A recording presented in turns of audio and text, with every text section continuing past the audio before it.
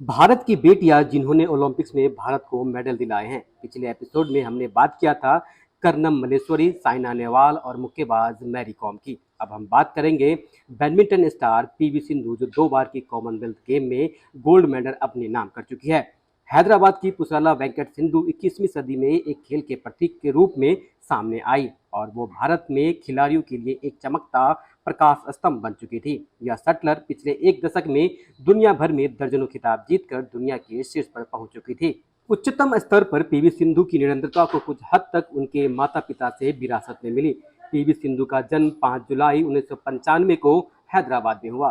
सिंधु के माता पिता आंध्र प्रदेश से राष्ट्रीय स्तर के बॉलीवुड खिलाड़ी थे। सिंधु की जिंदगी में खेल का अस्तित्व उनको जन्म से ही मिला था। पीवी सिंधु रियो 2016 में अपने ओलंपिक कैरियर के उच्चतम शिखर पर पहुंच गई थी।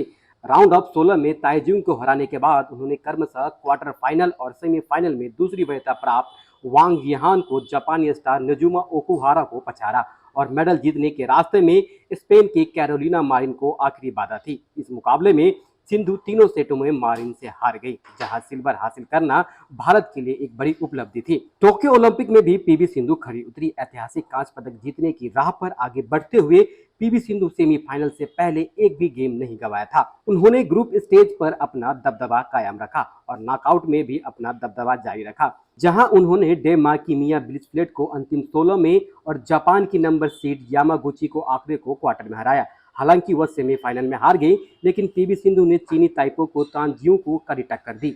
हालांकि पीवी सिंधु हार से उबर गई और कांस्य पदक के मैच में चीन की बिंग जियो को 21-13, 21-15 से हराने के लिए काफी दमदार प्रदर्शन किया। लेकिन पेरिस ओलंपिक दिग्गज बैडमिंटन स्टार पीवी सिंधु भी क्वार्टर फाइनल में हार कर बाहर हो गई। 2 बार की ओलंपिक पदक विजेता पीवी सिंधु महिला एकल स्पर्धा में चीन की ही विंग जियाओ के खिलाफ सीधे गेम में हार का सामना करना पड़ा, जिससे उनका लगातार 3 ओलंपिक में व्यक्तिगत पदक जीतने वाली पहली भारतीय बनने का सपना भी टूट गया।